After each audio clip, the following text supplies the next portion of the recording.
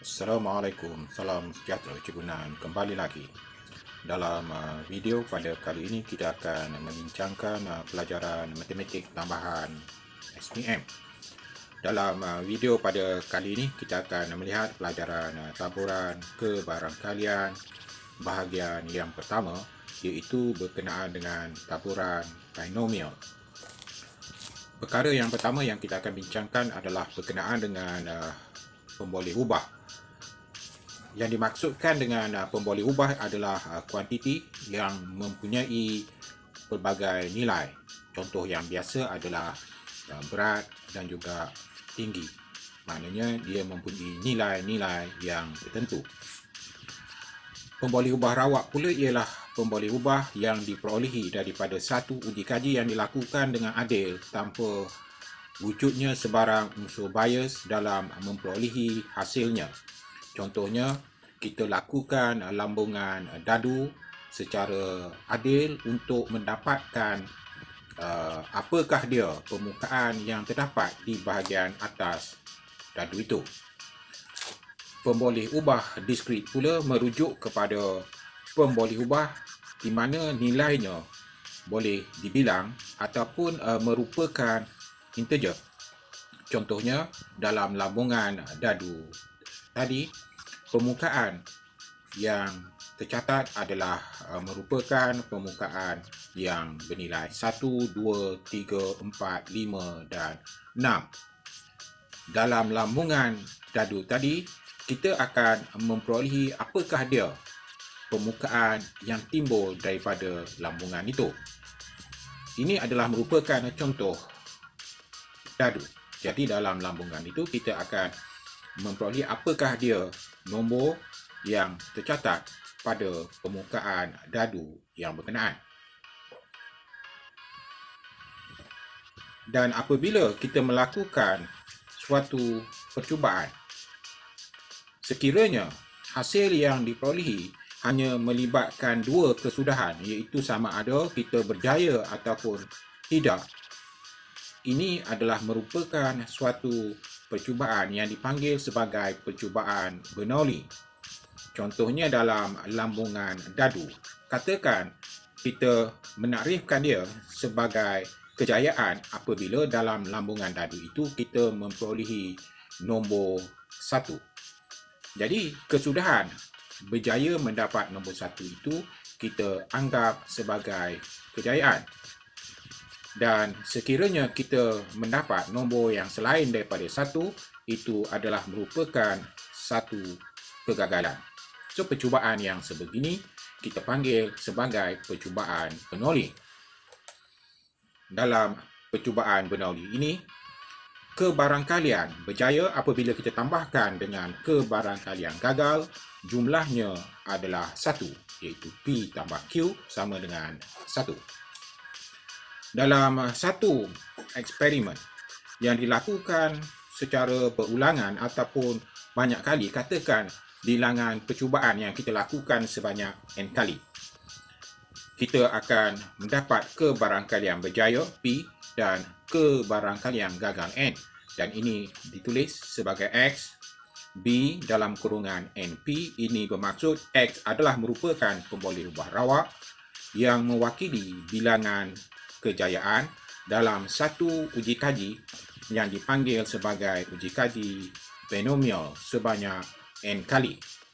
Dan kita katakan sebagai X ini bertabur secara binomial dan X merupakan pemboleh ubah rawak binomial. Jadi kebarangkalian X sama dengan berapa kali kita berjaya dalam sesuatu percubaan binomial ini boleh dikira menggunakan formula ini. NCX darabkan dengan P kuasa X darabkan dengan Q kuasa N tolak X, di mana X kecil itu adalah berapa kali kita berjaya memperolehi kejayaan itu, dan N merujuk kepada berapa jumlah bilangan kali eksperimen kita lakukan. C itu adalah merupakan combination yang kita boleh dapatkan nilai menggunakan mesin kira. P adalah kebarangkalian berjaya dan Q adalah kebarangkalian gagal. Jangan lupa ini melibatkan eksperimen Bernoulli, maka P tambah Q akan sama dengan 1. Kita tengok satu contoh soalan. X ialah pemboleh ubah rawak diskrit yang mewakili bilangan guli kuning yang diperolehi apabila 3 biji guli dipilih secara rawak daripada satu beg yang mengandungi 5 biji guli kuning dan 6 biji guli hijau. Senaraikan semua nilai yang mungkin bagi X. Dan maklumat yang kita perolehi daripada soalan ini adalah kita lakukan eksperimen itu sebanyak 3 kali. N-nya adalah sama dengan 3 dan dilakukan secara rawak dan beg itu mengandungi 5 guli kuning dan 6 guli hijau. Kejayaan di sini adalah apabila kita mendapat guli yang berwarna kuning. Jadi soalan ini menghendaki kita mendapatkan apakah dia nilai yang mungkin bagi X. Maknanya berapa kali kita berjaya mendapat guli yang berwarna kuning. Dalam lambungan ini, percubaan ini kita lakukan sebanyak 3 kali. Jadi mungkin kita langsung tidak mendapat guli kuning yang kita kehendaki. Mungkin kita dapat sekali, 2 kali ataupun 3 kali. Jadi nilai X yang mungkin adalah set bagi 0, 1, 2 dan 3. Jika X ialah suatu pemboleh ubah rawak binomial dengan parameter N dan P, di mana N adalah bilangan berapa kali percubaan itu dilakukan dan P adalah kebarangkalian berjaya, kita boleh gunakan formula ini di mana untuk mendapatkan mean ataupun purata, dia adalah hasil darab antara bilangan percubaan dan juga nilai kebarangkalian berjaya. So mean ini menggambarkan ataupun untuk kita memperolehi berapakah sebenarnya bilangan kali kejayaan yang kita perolehi dalam eksperimen itu. Variance boleh diperolehi dengan cara mendarabkan bilangan percubaan, darabkan dengan kebarangkalian berjaya dan kebarangkalian gagal. Sementara sisihan piawai adalah sama dengan punca kuasa 2 NPQ. Ingat hubungan antara varian dan sisihan piawai. Sisihan piawai adalah punca kuasa 2 bagi variance. Dan jangan lupa hubungan di antara P dan Q. P tambah Q sama dengan 1, maka Q sama dengan 1 tolak P dan sebaliknya P sama dengan 1 tolak Q. Sekarang kita tengok satu contoh soalan. Kebarangkalian bahawa Ali melontar satu anak panah dan mengenai sasaran adalah P. Jika dia cuba sebanyak N kali dengan mean adalah 9, sisihan piawainya adalah punca kuasa 2 6.75, cari nilai N dan P. So, ini adalah satu contoh soalan yang meminta kita mendapatkan nilai N dan P dalam keadaan mean dan sisihan piawai diberikan. Saya akan tunjukkan kepada para pelajar bagaimana untuk menyelesaikan soalan ini. Mean adalah 9, kemudian sisihan piawai adalah 6.75. Kita didaki mendapatkan nilai N dan juga nilai P. Kita tahu bahawa untuk mendapatkan mean adalah sama dengan hasil darab NP. Dan untuk kita dapatkan variance, ini adalah simbol untuk variance iaitu sisihan piawai kuasa 2, dia adalah NPQ. Dan kita juga tahu bahawa Q adalah 1 tolakkan dengan P. Ini adalah merupakan hubungan-hubungan penting yang perlu diketahui oleh para pelajar. Langkah kita yang berikutnya adalah membentuk hubungan. Hubungan yang pertama adalah daripada maklumat mean. Hubungan yang kedua adalah daripada maklumat sisihan piawai ataupun variance. Jadi, apabila diberi kepada kita mean-nya adalah 9, ini bermaksud N darab P yang sama dengan 9. So ini adalah persamaan pertama yang kita boleh bentuk.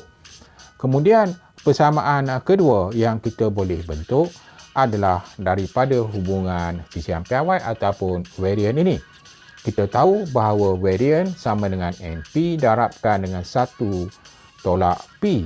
Maka variance di sini adalah punca kuasa 2 6.75 kuasa 2.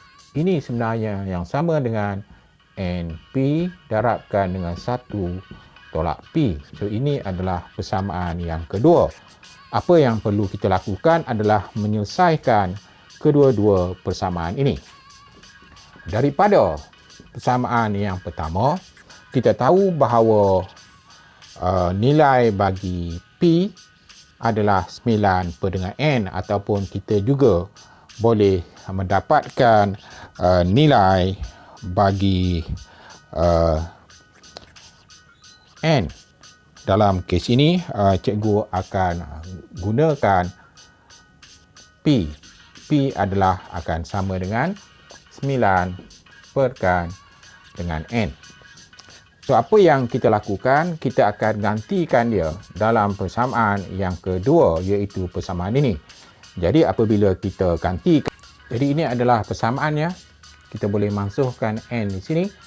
Jadi kita akan dapat 6.75 akan sama dengan, bila kita kembangkan ini, kita akan dapat 9 tolakkan dengan 81 perkan dengan N.